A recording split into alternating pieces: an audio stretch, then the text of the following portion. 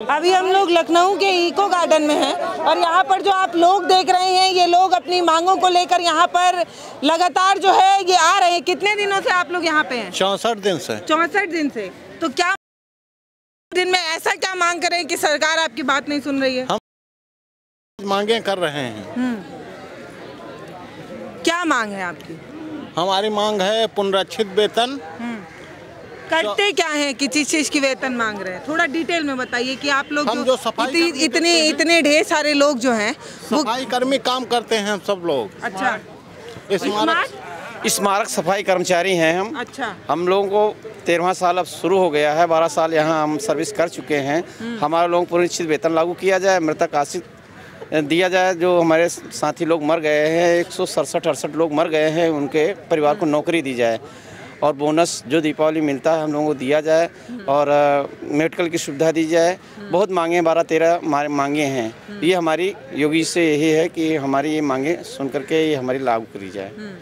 तो स्मारकों की सफाई का काम आप करते हैं, तो सब लोग तो यहीं आ गए हैं, तो अभी स्मारकों का ध्यान कौन रख रहा है? मैम जी, हम लोग सुबह अपनी जो ड्यूटी होती है काम करके आते हैं। अच्छा, काम पूरा करके आते हैं, पत्थर चमका के आते हैं। यहाँ हम लोग ऐसा नहीं कि काम नहीं करते हैं।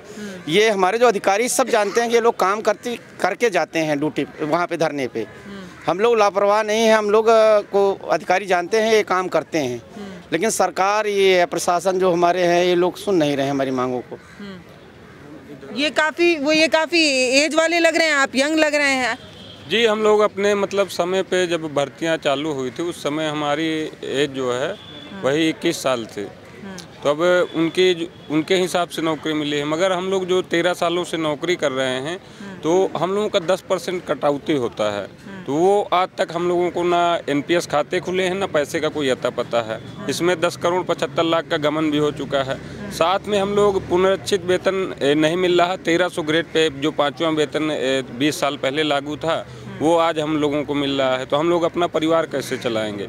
और साथ में हम लोगों का भी मतलब वेतन भी काट लिए रहे हैं। हम छुट्टी EL पे ले थे, नाइट ड्यूटी थी, तब भी हमारा वेतन काट लिए हैं। और आप समझिए कि पुनरीक्षित वेतन है, मृतक आश्रित है, मेडिकल है, ये सब कुछ दिया ही नहीं जाता। और साथ में घोर अत्याचार किया जा रहा है।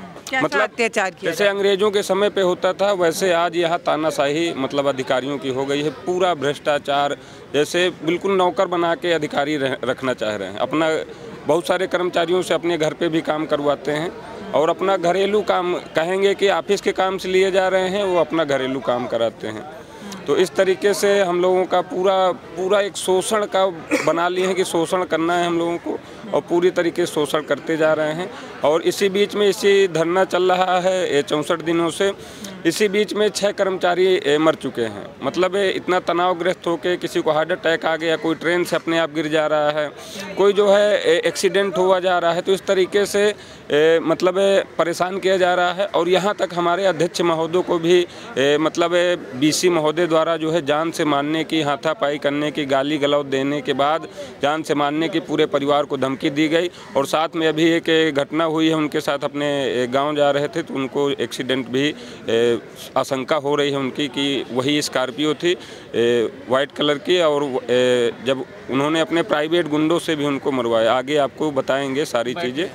बट इस तरीके का अत्याचार हो रहा है कि पता नहीं कि हम लोगों को कितना मार सकते हैं। और कभी कभी तो लगता है कि नौकरी वोकरी छोड़ के हम लोग चले जाएं और लें, यही सब लगता है। वेतन भी काट दिनों में कोई बड़ा मंत्री अधिकारी कोई इस टाइप का इंसान आया हो जिससे आपको लगा हो कि आपकी बात अब सुन ली जाएगी? छोटा दिन नहीं होता है, काफ़ी दिन होता है, 64 दिन लगातार आप लोग अपनी बात को रख रहे हैं। तो दरअसल हमारे बीच आज तक कोई भी नहीं आया, बल्कि हम लोगों ने ही समय समय पर उग्र होकर जब अधिकारियों से मिलने की इच्छा जताई है तब पुलिस प्रशासन के द्वारा ही गुहार लगा के तब मिलवाया गया हम लोगों को। उसमें आश्वासन, पहले तो आश्वासन भी नहीं दिया गया, केवल हम लोगों को 2-3 मुलाकातें ऐसी हुई जिनमें सिर्फ डराया गया, जिस कारण जो है हमारे यहाँ के 17 कर्मचारियों को सस्पेंड कर दिया गया, उनको नोएडा ट्रांसफ़र कर दिया गया। सस्पेंड किया गया क्योंकि आप लोग प्रोटेस्ट कर रहे हैं इसलिए? जी हाँ, केवल इसी के लिए कि उनको लोगों को दरअसल में शंका है कि ऐसा ना हो ये लोग धरने में अपनी मांगे लेकर बैठे हुए हैं, भ्रष्टाचार का भी ये लोग आरोप लगा रहे हैं, कहीं CM साहब ऐसा ना हो कि ईमानदारी का परिचय देते हुए कि यहाँ की जांच करा लें और अधिकारी भी चपेट में आ जाएं। तो इस कारण वो लोग धरना तोड़ने के उद्देश्य से हम लोगों को बार बार धमकियाँ ही दी जा रही थी, जिसके बाद 17 कर्मचारियों को सस्पेंड किया गया, नोएडा अटैच किया गया। 300 कर्मचारियों का लगभग वेतन आधे माह का काटा गया था, दिसंबर माह में आधे महीने काटा गया, जनवरी माह का तो वेतन ही नहीं दिया गया, इसीलिए कि ये लोग जो है कैसे भी टूट जाएं और यहाँ से उठ के चले जाएं, जिस कारण हम लोग बहुत ज़्यादा पीड़ित हैं इस समय पे। अब ये सोच लीजिए हम लोगों का जो वेतनमान मिल रहा है उसमें हम लोगों का गुजारा नहीं चल रहा। सस्पेंड किया वो तो हम लोगों का तो रोक ही दिया, बाकी जो कर्मचारी यहाँ पर आ जा रहे हैं उनका भी पूरा का पूरा महीने का वेतन होल्ड कर दिया। और उन कर्मचारियों की ड्यूटी भी, उसमें से कुछ पीड़ितों की इंदिरा गांधी प्रतिष्ठान में आज वो प्रधानमंत्री जी आए थे, वहाँ भी ड्यूटी चल रही है लगभग 100-150 कर्मचारियों की, और ये अटल प्रेरणा स्थल में भी ड्यूटी लगाई गई है। अब ये हमारी नहीं समझ में आ रहा है, हमारे अधिकारियों के दिमाग में चल क्या रहा है कि वेतन भी दिया नहीं, अब कर्मचारी कैसे जाए वहाँ को, भीख मांगे या मजदूरी करके जाए, उसके लिए भी टाइम चाहिए तो ड्यूटी करेगा क्या। तो इस कारण ये हम लोगों को बहुत ज़्यादा शोषण भी कर रहे हैं। और हम लोगों की जो मांगे हैं इनमें से पुनरीक्षित वेतनमान, ग्रेड पे वगैरह जो है संशोधन, 7 पे कमीशन, जबकि सीएम साहब के द्वारा पूरा बजट हमको दिया गया, पिछली बार भी दिया गया था, इस बार भी दिया गया है और इस बार बढ़ा के आया है, लेकिन उसके बाद भी जो है हम लोगों के यहाँ जो है अधिकारी लोग यही कहते हैं कि जानकारी कैसे मिल रही है कि पूरा वेतन आया था, बढ़ा के आया था, ये सारी जानकारी मिल कैसे रही है? दरअसल में बजट जो होता है वो अभी बजट सत्र निपट गया है, उसमें जो है बजट हम लोगों को दिया गया, तो इसलिए बजट की हम लोगों को पूरी जानकारी है कि कितना बजट में हमारे वेतन मद में दिया गया, कितना अनुरक्षण के लिए दिया गया, सारी जानकारियां उसमें उपलब्ध हैं। तो वेतन जो हम लोगों का पिछली बार जो बजट दिया गया था उससे लगभग 23-24 करोड़ रुपया बढ़ा के दिया गया, क्योंकि वो इंक्रीमेंट वगैरह भी लगना रहता है इस कारण, लेकिन उसको जो है खर्च करने का आदेश पता नहीं क्यों नहीं दिया गया है, ये हमारे अधिकारी कहते हैं जब हम लोग जाते हैं उनके पास, जिस कारण से यह धरना प्रदर्शन चल रहा है। और सीएम साहब से अपेक्षा भी है, उम्मीद भी है कि हम लोग 64 दिनों से विधिवत धरना स्थल पे ही शांतिपूर्वक धरना करते हुए हम लोग इंतजार कर रहे हैं, क्योंकि वो एसडी साहब के द्वारा सोमवार को जो बातचीत हुई थी उसमें जो है उन्होंने आश्वासन दिया था कि आप लोग अपने धरना स्थल पे जाइए, शांतिपूर्ण ढंग से आप लोग अपना धरना प्रदर्शन कीजिए, हम आपके आदेश निर्गत करके धरना स्थल पे ही 2-4 दिनों में भिजवाएंगे। लेकिन 1 हफ्ता हो रहा है, उसके बाद भी आज तक अब कोई सुध ही नहीं ली है फिर किसी ने। तो उम्मीद कर रहे हैं अगर ओएसडी महोदय तक हमारी लोगों की संख्या है आप लोगों की प्रोटेस्ट में, कुछ जानकारी है आपको? दरअसल में 5300 कर्मचारी है हमारा, 5300 कर्मचारी, लेकिन 1000 कम से कम वहाँ नोएडा में है, तो वहाँ का भी कर्मचारी यहाँ पे मौजूद है। अच्छा। लेकिन चूंकि कार्य करते हुए हम लोग धरना दे रहे हैं, इसलिए टोटल संख्या एक साथ नहीं आ सकती है, तो इसलिए कुछ कर्मचारी वहाँ रहता है, कुछ अपना काम निपटा के आ जाता है। हमारे यहाँ ड्यूटी आज मोदी जी आए भी हुए हैं। जी हाँ, तो इसलिए आदमी वहाँ भी लगे हैं, तो इस कारण अच्छा लखनऊ इत्तेफाक ये है कि हम लोग पूरे लखनऊ में कोई भी ऐसा विभाग या कोई भी ऐसा सचिव नहीं है जिसके घरों पे भी हमारे कर्मचारी कार्य न कर रहे हो। दफ्तर, घर, सचिवालय, बस विधान भवन में अभी तक नहीं है कर्मचारी हमारे, तो जाने क्या कारण रहे जो कि नहीं लगाए गए। उसके बाद भी हम लोगों को कुछ नहीं दिया जा रहा है, ना ही हमारी पुकार सुनी जा रही है।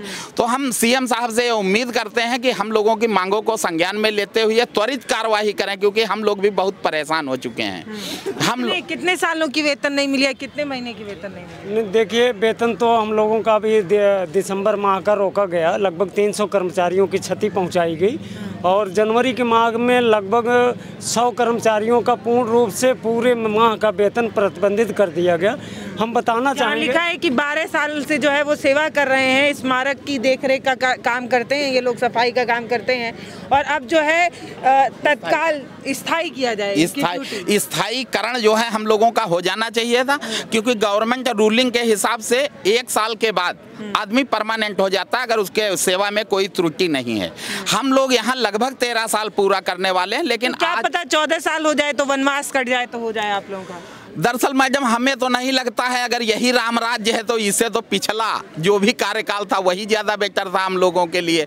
कम से कम अखिलेश सरकार में हम लोगों को डीए इंक्रीमेंट का तोहफा तो मिल गया था, इसमें तो वो अभी तक नहीं नसीब हुआ, बल्कि 64 दिनों का हमारा संघर्ष है। पर काम करते हैं, उसमें कोई बोनस या कुछ भी एक्स्ट्रा नहीं मिलता है? मैम कुछ भी नहीं मिल मिला, जाए वही बहुत है। बजट में सब मिलता है रियल में नहीं जी, लेकिन बजट खर्च नहीं हो पाता, वो वापिस चला जाता है।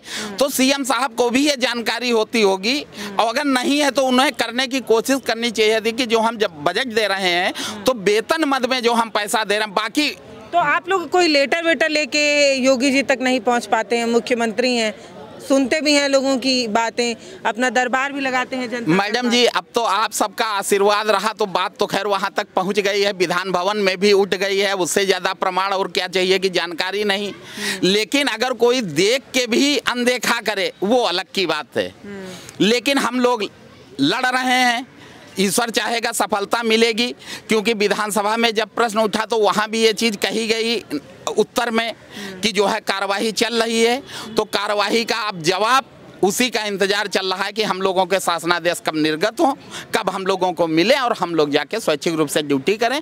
और साथ में जो ये शोषणात्मक कार्रवाई आप लोग चाहते हैं करें, चाहे सैलरी अभी इतने दिन से रुकी हुई है, ठीक से नहीं मिल रही है, बोनस नहीं मिल रहा है, लेकिन ड्यूटी आप लोग करना चाहते हैं, इसीलिए आप लोग प्रोटेस्ट करें कि हमारी मांग पूरी हो, हमारा जो काम का जो वेतन है वो पूरा मिले, काम हमें करने दिया जाए।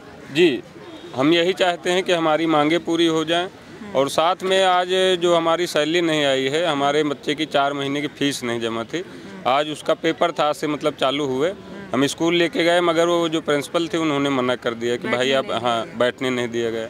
तो वेतन भी नहीं आया, इधर की रूम का किराया भी नहीं दिए हैं। तो अब ऐसी परिस्थितियों से हम लोग गुजर रहे हैं और अधिकारी लोग मौज कर रहे हैं। हमारे जो पैसा NPS का 800 करोड़ जो घोटाला किया गया है, तो ये पैसे में इनका जो है बहुत बड़े लेवल पे इनको कमीशन भी मिलता है। जैसे बैंकों में भी अगर रखे होंगे तो उनको कमीशन भी मिलता है, हर महीने 50-60 लाख रुपए इनको लगभग मिल जाता होगा, ऐसा मतलब कुछ जानकारियाँ मिली हैं हम लोगों को। तो इस तरीके से हमारे ही पैसा 13 सालों से हम लोगों का 10% का ये कहना है कि इनके सैलरी से कुछ पैसा कटता है जो किसी एक अकाउंट में सेव होता है, वो उस पैसे की भी धांधली कर दी गई है, इस तरीके का आरोप लगा रहे हैं। मेन मुद्दा क्या है, इस ये जो घोटाले का आप लोग आरोप लगा रहे हैं उसमें साक्ष्य क्या है आपके पास, किस तरीके का घोटाला हुआ है? और बड़े ये जो लोग थे भैया लोग ये बता रहे हैं कि बड़े लोग जो है हमारी तनख्वाह आती भी है तब भी नहीं देते हैं। वो निकालो कवरिंग लेटर। देखिए, साक्ष्य तो बहुत बड़ा नहीं है हमारे पास, लेकिन जितना है वो बहुत ही मजबूत साक्ष्य है। पेपर की कटिंगें हैं, कुछ जो 2019 में स्मारक समिति के अधिकारियों की मिली भगत से ये भविष्य निधि खाते से जो पैसे का घोटाला किया गया, 10 करोड़ 75 लाख का घोटाला हुआ था। जब उस पर FIR हुई तब जानकारी हम लोगों को प्राप्त हुई है कि ये जो हमारा भविष्य निधि का पैसा कट रहा है उस पर घोटाले हो रहे हैं। और इन 12-13 वर्षों में अब तक हम लोगों के भविष्य निधि का जो पैसा काटा गया उसका NPS खाता नहीं खोला गया। जी, कैसे कब पता चला आप लोगों की जो भविष्य निधि का खाता खोला गया था उसका ऐसे घोटाला हो रहा है, ये सब पता कैसे चला? देखिए, पता तो हमको स्टार्टिंग से था, जब हम लोग को नियुक्ति हुई थी कि वेतन जो स्लिप है हम लोगों की, तो वेतन स्लिप में तो कटौती दिखा रहा है, लेकिन जो एक यूनिक इंडेक्स नंबर होता है वो यूनिक इंडेक्स नंबर हम किसी भी समस्त कर्मचारियों को नहीं उपलब्ध कराया गया। वो एक स्मारक समिति का कौन सा खाता खोल रखा है जहां पर ये भविष्य निधि का पैसा एकत्रित एक ही खाते पे रखा जाता है। जो हमारे कर्मचारी साथियों के साथ घटनाएं हो गई हैं, ख़त्म हो गए हैं, जो नियोक्ता अंशदान कटा है उनका, तो उनका केवल जो मूलधन था, मूलधन ही केवल उन लोगों को वापस किया गया, जबकि उसके साथ नियोक्ता अंशदान और समय समय पर जो सरकार के द्वारा ब्याज दरें तय की गई हैं वो वापस नहीं किया गया है। और अब तक हम समस्त कर्मचारियों को इंडेक्स नंबर सबके मिल जाने चाहिए। इन 64 दिनों के संघर्ष में हम लोगों का भी जो हमारा खुद का ही पैसा है उसका खाता खोलने के लिए तैयार नहीं है अगर अधिकारी, तो कहीं ना कहीं इसमें हम लोगों को शंका व्यक्त होती है हम लोगों का कि ये घोटाला हो चुका है, जिस कारण से जो है ये हमारे खाते नहीं खोल रहे हैं। खाते खोलना पड़ेगा तो इनको हमारे खातों में हमारे ये पैसे भी जमा कराने होंगे, नियोक्ता अंशदान भी जमा कराना होगा, समय समय पर सरकार के द्वारा ब्याज दरें जो तय की गई वो जमा कराना पड़ेगा। जिस दिन से हम लोगों ने ये 800 करोड़ घोटाले के लिए आवाज़ उठाई है, उस दिन से हम स्मारक समिति के कर्मचारियों के साथ और हमारी जो टीम है, टीम के साथ नियुक्ति प्राधिकारी महोदय और जो सक्षम अधिकारी हैं उनके द्वारा गतिविधियां जो है कार्रवाइयां शुरू कर दी गई।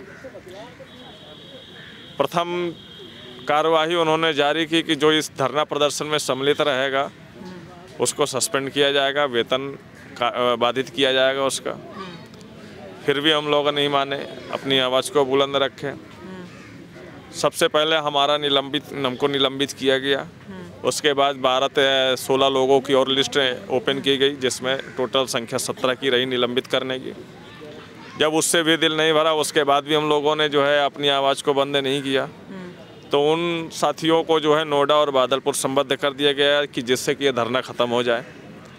उससे भी दिल नहीं भरा, तो उसके बाद जो है 1090 की जो चटोरी गली है, तो नियुक्ति प्राधिकारी महोदय जी के द्वारा हम पर हमला भी किया गया, मारपीट किया हमारे साथ। उन्होंने माँ बहन की गालियाँ दी, जासूचक शब्दों का प्रयोग किया और अपने प्राइवेट बाउंसरों के माध्यम से एक प्राइवेट गाड़ी जो स्कॉर्पियो गाड़ी होती है उसमें भरवा करके जबरन हमको जो है गोमती नगर थाने में बंद करवाया गया। हमारे कर्मचारियों का संख्या बल को देखते हुए पुलिस को बैकफुट पे आना पड़ा और हमको छोड़ना पड़ा। तब तक हम लोगों पर FIR नहीं की गई। जब हमारे संख्या बल के साथ हम अपने साथियों के साथ गोमती नगर थाने से धरना स्थल चले आए, उसके बाद जो है 5 लोगों के नामजद FIR और 50 लोगों के नाम अज्ञात FIR दर्ज की गई। तो FIR में क्या लिखा है? कौन सी क्षति पहुंचा रहे थे, क्या कर रहे थे आप लोग? पता नहीं कौन कौन सी धाराएं इन लोगों ने लगाई हैं कि सरकारी कार्य में बाधा उत्पन्न करना, लोगों को भड़काना, इस तरीके की धाराएं उन्होंने लगाई हैं।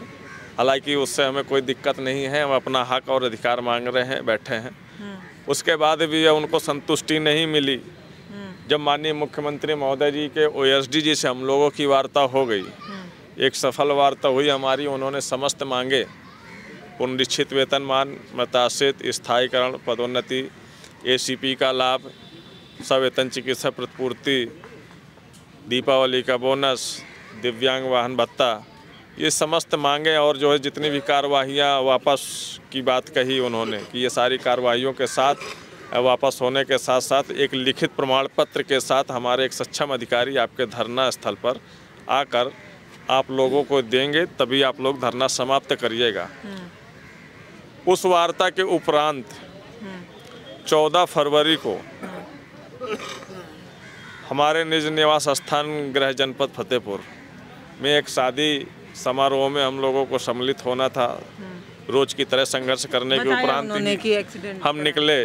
हमारे साथ इस तरीके की घटनाएं हुई कि जिससे हम और हमारा परिवार आहत हुआ। उस दर्द पीड़ा पे हुआ जी, और परमात्मा की ये तो परोपकारी रही है कि हमारे परिवार पूर्ण रूप से सुरक्षित है और हमारा सहयोगी साथी रमेश चंद जी भी सुरक्षित है। हालांकि उनके पैर में फ्रैक्चर हुआ है, हमारे सीने में भी गंभीर चोटें आई हैं, पत्नी के भी गंभीर चोटें हैं, बाकी दोनों बेटियां हमारी साथ सुरक्षित हैं। लेकिन ये संघर्ष हमारा तब तक जारी रहेगा जब तक हमारे शासनादेश नहीं निर्गत कर दिए जाते। अधिकारियों को अपने जो भी षड्यंत्रकारी हैं, माननीय मुख्यमंत्री महोदय जी से मैं निवेदन करना चाहूँगा कि यदि ऐसी इस तरीके की घटनाएं की गई हैं और जो सम्मिलित अधिकारी अगर इसमें दोषी पाए जाते हैं, मैं इसके लिए न्यायिक जाँच मांगता हूँ माननीय मुख्यमंत्री जी से। और दोषी अधिकारी अगर पाए भी जाते हैं इसमें संलिप्त, इस घटना के संलग्न में और ये 800 करोड़ के घोटाले में, तो इनको आजीवन कारावास की सज़ा होना चाहिए। इनकी किसी भी प्रकार की कोई बेल नहीं होनी चाहिए। और स्मारक से संबंधित हमारे वित्त प्रबंधक विजय सिंह WO, प्रबंधक प्रशासन, सहायक प्रबंधक प्रशासन, पूर्व में जितने सहायक प्रबंधक प्रशासन रहे हैं और परिक्षेत्र प्रबंधकों की, सहायक प्रबंधकों की और व्यवस्थापकों की, सबकी आय से अधिक संपत्ति की इसकी जांच भी होनी चाहिए। क्योंकि इन्होंने कर्मचारियों का अधिक शोषण किया है, आर्थिक रूप से मजबूर किया है उन्होंने कि इस तरीके की क्रियाएं की हैं, जबरन परेशान किया गया है, जिससे 5,000-10,000 रुपया लेने के बाद उस कर्मचारी की समस्याओं का निराकरण करते हुए अपना आर्थिक बैंक बैलेंस मजबूत बनाने में अहम भूमिका निभाई है हमारे उच्च अधिकारियों ने।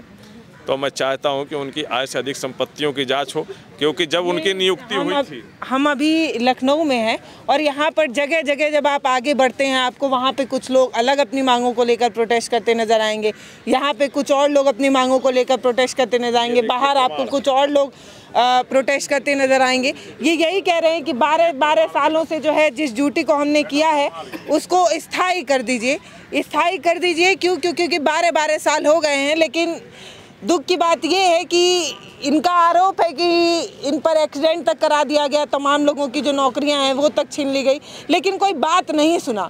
तो लोकतंत्र में ये है कि अगर आप अपनी बात कहने आते हैं तो ये धमकाया जाता है कि आपकी ये जो 12 साल वाली ड्यूटी है वो आपसे छीन ली जाएगी अगर आप ज़्यादा बोलेंगे तो। लेकिन तब भी ये लोग जो है वो बैठे हुए हैं और अभी जो भैया है वो ये प्रमाण दिखा रहे हैं। देखिए ये तमाम अखबारों की कटिंग है जिसमें अमर उजाला, दैनिक जागरण, ये सारे अखबार हैं जिन्होंने ये जो खबर है उसको प्रकाशित किया। ये बताया है कि कैसे बैंकों में फर्जीवाड़ा किया गया है, इनकी जो मेहनत की कमाई है, भविष्य निधि की कमाई है, उसको लेकर किस तरीके का घोटाला हुआ है। आप देखिए लगातार जो है ये साक्ष्य है, ये साक्ष्य ये मानते हैं कि तमाम लोगों ने जो ये देखिए इनका .com वाला है दैनिक जागरण का, उन्होंने इन सारी खबरों को जो है वो प्रकाशित करके बताया। वित्त प्रबंधक सस्पेंड भी हुए हैं इस पे, इस घोटाले के बाद वित्त प्रबंधक सस्पेंड भी किए गए हैं। तो अभी क्या मांग है आप लोगों की? अभी हमारी मांग यही कि हमारे जो पैसे का घोटाला है हमारे तो अभी सस्पेंड कर दिए हैं, जांच हो रही होगी तो थोड़ा इंतजार ये आप देख सकते हैं 2021 का है, ये 24 चल रहा है। अब हमारा ये पैसा हमारे खातों में जमा करवाया जाए तभी हम लोग पीछे हटने वाले हैं, उससे पहले हटने वाले नहीं।